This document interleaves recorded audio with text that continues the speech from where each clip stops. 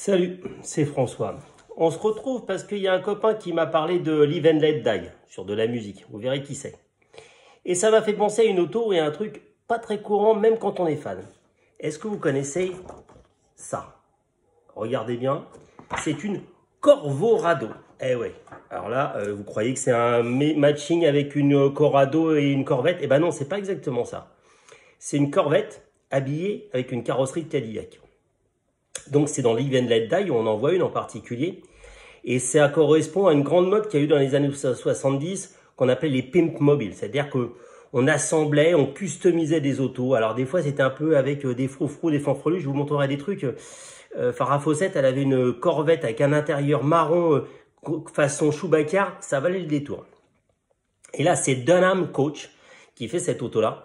Et donc ce qu'ils font, c'est qu'ils prennent une Corvette, il a des piottes, ils mettent une suspension renforcée, ils mettent un big block, puis après ils mettent une carrosserie de Cadillac dessus. Alors d'habitude les pimp mobiles c'est plutôt de la fibre de verre pour que ça soit léger. Là c'est une vraie carrosserie en acier qui a été mise dessus, en plus pour la voiture pour le film. Et donc ce qui reste, il reste pour autant l'habitacle complet de la Corvette, les portes, le toit, et tout le reste est réajusté. Donc si vous voulez une Cadillac c'est grand, et donc là c'est recoupé, réajusté pour que ça fitte sur un châssis, sur un empattement de Corvette. Donc c'est assez impressionnant. Enfin, je veux dire, c'est assez bricolage. Vous rechercherez sur Internet, ça vaut vraiment le détour. Mais j'en ai encore une autre photo, vous voyez là. C'est quand même un truc un peu strange, quoi. C'est un peu la voiture de Boss Hog façon voiture de course. Et puis le deuxième truc sur celle-là, elle a un toit rigide, mais qui est recouvert de vinyle, façon capote. Et puis sur les côtés, il y a des petits S, vous savez, comme les Londolais, comme les Bugatti qui étaient façon véhicule de hippomobile. Et enfin ça c'était le chic et le symbole du luxe dans les années 70 pour les Américains.